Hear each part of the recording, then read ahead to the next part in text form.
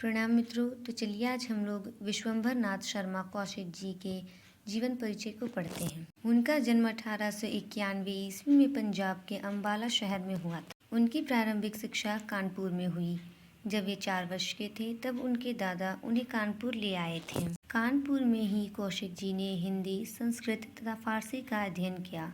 पहले उनकी रुचि उर्दू में अधिक थी।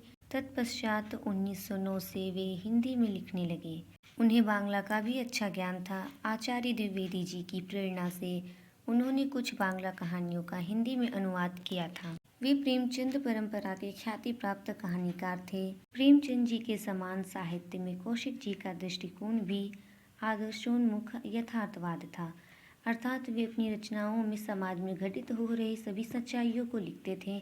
यथार्थ को उन्होंने अपनी रचनाओं का आधार बनाया था। उनकी अधिकांश कहानियाँ चरित्र प्रधान हैं। इन कहानियों के पात्रों में चरित्र निर्माण में लेखक ने मनोविज्ञान का सहारा लिया है और सुधारवादी मनोवृत्तियों से प्रचलित होने के कारण उन्हें अंत में दानव से देवता बना दिया। कौशिक की कहानियों में पारिवारिक जीवन की समस्या और उनके समाधान का सफल प्रयास हुआ है। उनकी कहानियों में पात्र हमारी यथार्थ जीवन के जीते जागते लोग होते हैं जो सामाजिक चेतना से अनुप्राणित तथा प्रेरणादायी है। उनकी प्रथम कहानी संग्रह रक्षाबंधन है जो सन 1913 ईस्वी में प्रकाशित हुई थी। उनकी कहानियाँ अपनी मूल संवेदना को पूर्ण मार्मिकता के साथ प्रस्तुत करती है।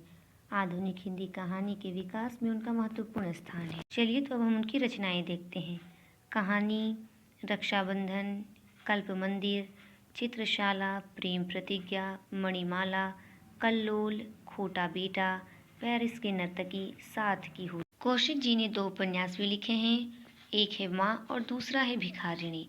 उनकी भाषा शैली किस प्रकार है उसे हम लोग देखते हैं। उनकी भाषा सरल, साफ, ओजस्वी है। उनकी भाषा भाव को अभिव्यक्त करने में पूर्ण रूप से सक्षम है। उनकी भाषा सरल, स्पष्ट बोलचाल की भाषा है। उनकी मृत्यु 1945 ईस्वी को हुई थी। यहीं पर उनकी जीवनी समाप्त होती है। धन्यवाद।